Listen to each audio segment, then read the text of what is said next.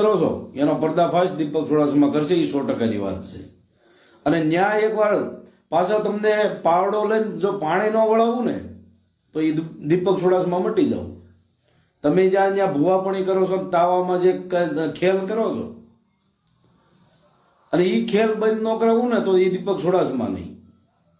કારણ કે વાત અમારે ખાલી એક સ્વાભિમાનની હતી, અમારા પૂર્વજોને અપમાનની હતી, અમારા સમાજના એક જે તમે અપમાન કર્યું હતું એની હતી. પણ આજે જે તમે ધમકી દેવરાવો છો અને જ્યાં પણ તમારા લોકો એમ કહે છે કાપી નાખો ને ફાડી નાખો ને મારી નાખો, આના હિસાબે હવે તમારે ત્યાં તાવામાં હું ઘરે તમારે સર તેલ ન ગરમ કરવા દો, બરાબર? એટલે હવે ઈ સતુ ભુવા તમને ઈ તમારી વાડીમાં જો પાવડો લઈને પાણી ન વળાવું ને તો હું એક ગોરાવા એક દેવી પૂજકનો દીકરો નહીં, બરાબર? એટલે હવામાં ન રહેવું, સતુ ભુવા હોય કે ગમે તે હોય.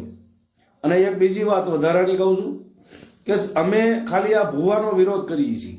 ભુવાનો વિરોધ એવી વાત કરી દઉં, એનો ખુલાસો કરી દઉં કે આ ભુવાએ અમારા દેવી પૂજક સમાજના પૂર્વજોનું અપમાન કર્યું, અમારા દેવી પૂજક સમાજના સ્વાભિમાનનું અપમાન કર્યું, વાઘરા કીધા, જહલો વાઘરી કહી અને અમારા પૂર્વજનું જાહેરમાં અપમાન કર્યું છે.